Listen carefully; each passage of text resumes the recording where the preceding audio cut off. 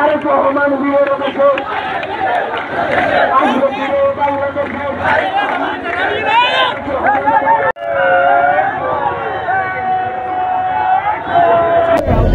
রাজপথে থাকার কথা নয়, কিন্তু আমরা বাধ্য হয়ে আজকে রাজপথে থাকতে হচ্ছে।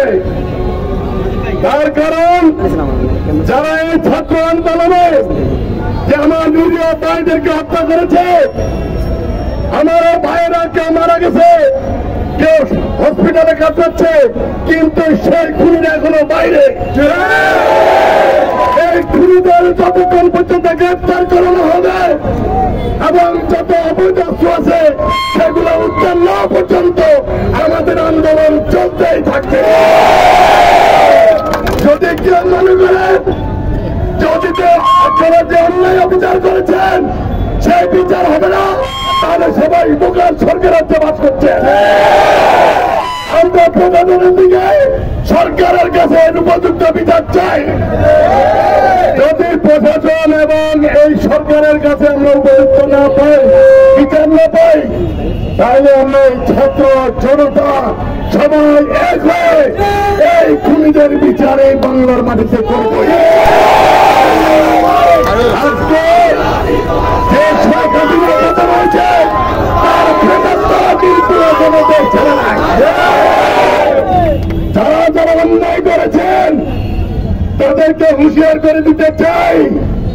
আমার যেসব বিএনপি নেতা অন্যান্য অনুষদের নেতাকে হাত করে আপনারা এলাকায় আবার রাশের রাজত্ব করবেন চিন্তা করছেন, সে আশা ভুলে যান।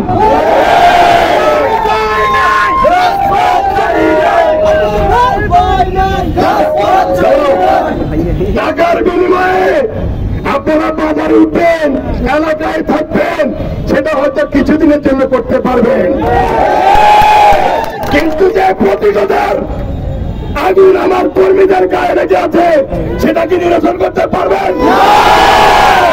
আজকে 17টি বছর প্রত্যেকটা দিন অন্যায় অত্যাচারের মধ্যে আমার এই কর্মীরা ছিল। যদি কেউ সন্ত্রাসী করার ইচ্ছা পোষণ করেন, হুঁশিয়ার করে দিতে চাই।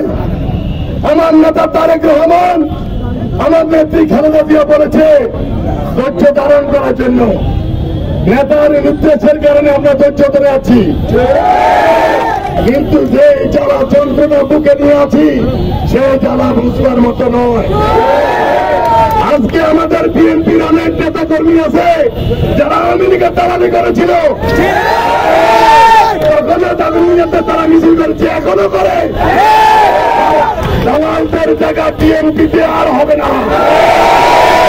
সকল ব্যবসায়ীদেরকে বলছি, সকল ব্যবসায়ীদেরকে বলছি, আমাদের নির্দেশ কোন চাঁদা দেওয়া যাবে না। যদি কেউ চাঁদা দেন সেই চাঁদাবাজকে ধরবো, সে দোকানে বন্ধ হবে। যদি আপনারা উপযুক্ত বিচার পান আপনারা প্রশাসনের কাছে যাবেন। আপনাদের কাছে আমি বারবার বলছি, আমরা চাঁদাবাজের দল নই, আমরা শেখ হাসিনার বর্ষী বলি আর দুর্চালিক নই। আমরা তারেক জিয়ার আদর্শ সৈনিক, আমরা খালেদা জিয়ার আদর্শ সৈনিক, আমরা মরহুম রাষ্ট্রপতি জিয়াউর রহমানের আদর্শ সৈনিক। আমাদের নেতা যে নির্দেশ দিয়েছে সেইভাবে হবে। আপনাদের কাছে অনুরোধ থাকবে আপনারা সবাই সুস্থ মনোযোগ সহকারে ব্যবসা বাণিজ্য করবেন এবং সবাই ভালোভাবে থাকবেন এবং দোকানদারি করবেন নির্ভয়ে। সবাইকে ধন্যবাদ জানিয়ে আসসালামু আলাইকুম।